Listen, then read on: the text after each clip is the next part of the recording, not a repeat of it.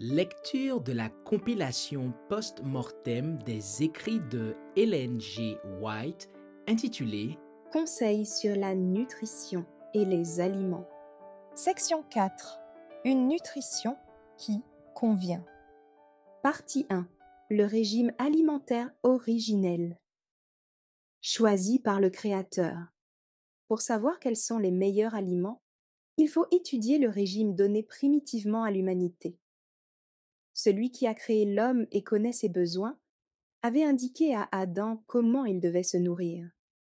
Voici, avait-il dit, « Je vous donne toute herbe, portant de la semence, et tout arbre ayant en lui du fruit d'arbre, et portant de la semence, ce sera votre nourriture. » Chassé du paradis pour gagner son pain en cultivant un sol maudit, l'homme reçut alors la permission de manger l'herbe des champs. Les céréales, les fruits et les légumes sont donc les aliments que Dieu nous offre. À l'état naturel ou apprêté d'une manière très simple, il constitue le régime le plus sain et le plus nourrissant. Il donne une force, une endurance et une vigueur physique et intellectuelle qu'une nourriture plus compliquée et plus stimulante ne saurait jamais fournir. Rayon de santé 88. Dieu donna à nos premiers parents la nourriture qu'il avait choisie pour la race humaine.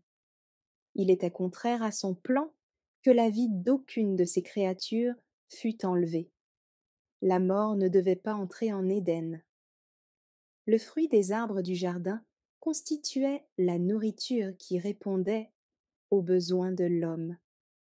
Spiritual Gifts for A 120. Appel en faveur d'un retour. Le Seigneur se propose de ramener son peuple à un régime composé de fruits, de légumes et de céréales. Dieu dispensa à nos premiers parents des fruits dans leur état naturel. Extracts from Unpublished Testimonies in Regard to Flesh Foods, Volume 5, 6. Dieu opère en faveur de ses enfants. Il les ramène à la nourriture donnée à l'homme aux origines. Cette nourriture doit être tirée de la matière qu'il a fournie. Elle consistera principalement en fruits et en céréales. Différentes racines seront aussi utilisées. Témoignage pour l'Église, volume 3, 153-154. Il m'a été montré à maintes reprises que Dieu ramène son peuple à son plan originel, c'est-à-dire à un régime qui ne comprend pas de viande.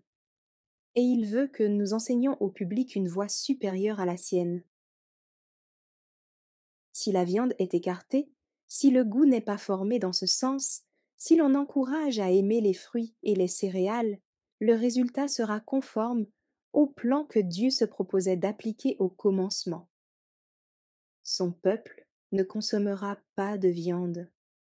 Lettre 3, 1884. Merci d'avoir écouté cette lecture.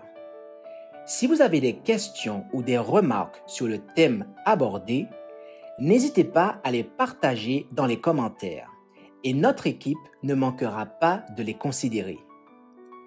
À bientôt sur lereste.org.